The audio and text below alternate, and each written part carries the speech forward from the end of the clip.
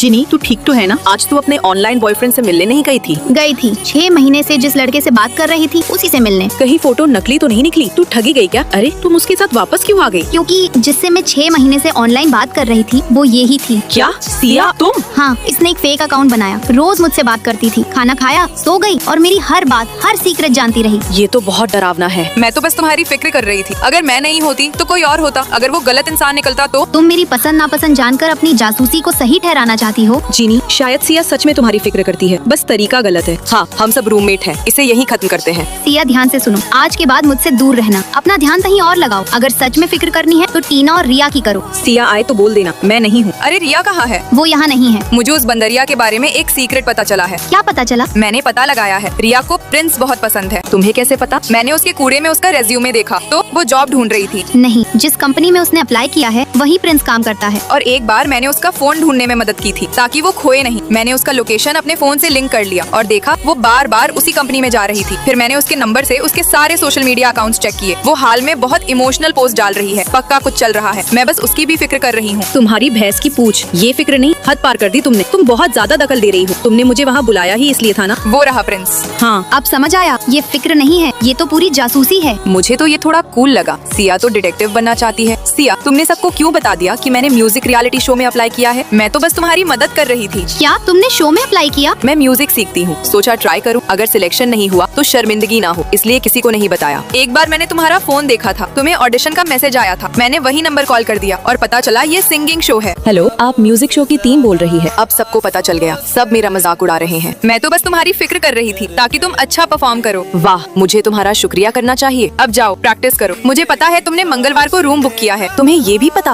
अब तो समझ में आ गया। हाँ, मुझसे गलती हो गई। अरे सब कहाँ गए? हम लोग शिफ्ट हो गए। तुम लोग कहाँ गए हो? ये ढूंढना तो आसान है, मैं ढूंढ ही लूंगी। समझो मिल गए तुम लोग। दोस्तों, आप लोगों को क्या लगता है सिया हमें ढूंढ पाएगी? चलो, दरवाजा लॉक कर दिया, अब मस्त मोबाइल चलाऊंगी। अरे कौन है रे? किसने मुझे किडनैप किया? अरे तुमने तो मुझे डरा ही दिया, लेकिन तुम यहाँ कैसे? तुम्हें अकेले किसी अनजान इंसान से मिलने भेज दूं? इतनी भी लापरवाही नहीं कर सकती। लेकिन तुम इस कमरे में आई कैसे? तुमने ही मुझे अंदर आने दिया। मैं? जब तुम चेक इन कर रही थी, मैंने चुपके से तुम्हारी कार्ड की फोटो ले ली। फिर जब तुम नीचे जोया की वीडियो देखने गई, मैं खुद को इसी कमरे का मेहमान बताकर रिसेप्शन पहुंची। हेलो सर, मेरा कार्ड कमरे में रह गया है, क्या आप दरवाजा खुलवा सकते हैं? मैम, कार्ड के आखिरी अंक बताइए। 4982। मैं तो बस 1 मिनट जोया की स्टोरीज की वीडियो देखने रुकी थी और इतना बड़ा मामला हो गया। अक्सर छोटी सी लापरवाही ही भारी पड़ती है। बाहर निकलते समय अपनी कार्ड हमेशा संभाल कर रखें। हेलो, नीचे आकर इमरजेंसी कॉन्टैक्ट दर्ज कर दीजिए। क्यों? चलो अभी इसी वक्त होटल बदलते हैं। लगता है इस होटल में कुछ गड़बड़ है। कम से कम चोरी का मामला हो सकता है या फिर मर्डर का। ये तो बहुत डरावना है। चलो जल्दी सामान पैक करते हैं। अच्छा हुआ तुम आ गई, नहीं आते तो मुसीबत में फंस सकते थे। वैसे बाहर रहते समय ऐसी कई गुप्त चेतावनियाँ होती हैं, जैसे मॉल में घूमते वक्त अगर अचानक बैकग्राउंड म्यूजिक बदल जाए। अरे अचानक इतना अजीब गाना क्यों लगा दिया? तुरंत अपना सामान चेक कर लो। कई बार गाना बदलना इस बात का संकेत होता है